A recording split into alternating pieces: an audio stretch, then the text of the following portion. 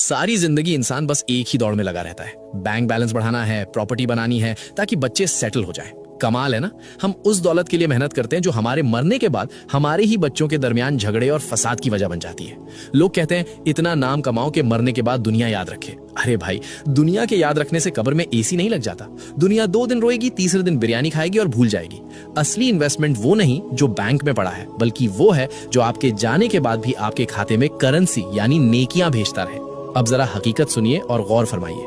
इस्लाम में इसे कहते हैं सदकाए जारिया, यानी वो नेकी जिसका सवाब इंसान के इंतकाल के बाद भी रुकता नहीं बल्कि कयामत तक जारी रहता है। सही मुस्लिम की हदीस 1631 गवाह है कि मरने के बाद इंसान के अमाल का सिलसिला खत्म हो जाता है, सिवाय 3 चीजों के, जिनमें से एक है वो नेकी जिसका नफा यानी बेनिफिट लोगों को पहुंचता रहे। तो अगर आप चाहते हैं कि कब्र की तन्हाई में भी आपका रिवॉर्ड सिस्टम चालू रहे तो ये 6 काम आज ही नोट कर लें।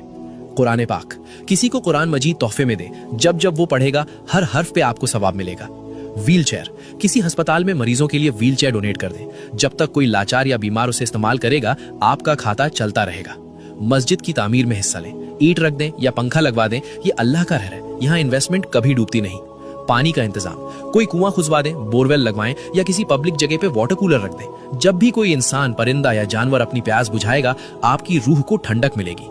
दरख्त, एक पौधा लगा दें। जब भी कोई उसके साए में बैठेगा या उसका फल खाएगा वो आपके लिए सदका बन जाएगा।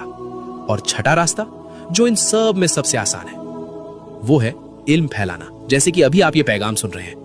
याद रखिए, कब्र का अंधेरा बहुत खौफनाक है। वहां कोई दोस्त, कोई रिश्तेदार, कोई बैंक बैलेंस काम नहीं आएगा। वहां सिर्फ यही छोटी छोटी नेकियां चिराग बनकर जलेंगी। मौत का कोई कैलेंडर नहीं होता, बुलावा कभी भी आ सकता है, इसलिए इंतजार मत कीजिए। ये छठा काम अभी करें। इस पैगाम को अपने मुस्लिम भाई बहनों तक पहुंचाएं। अगर आपकी वजह से किसी एक ने भी इनमें से कोई एक नेकी कर ली तो सोचिए आपकी आखिरत का कितना बड़ा सामान तैयार हो जाएगा। आज आपने अपनी आखिरत के लिए क्या भेजा? कमेंट में अल्हम्दुलिल्लाह लिखें और शेयर जरूर करें।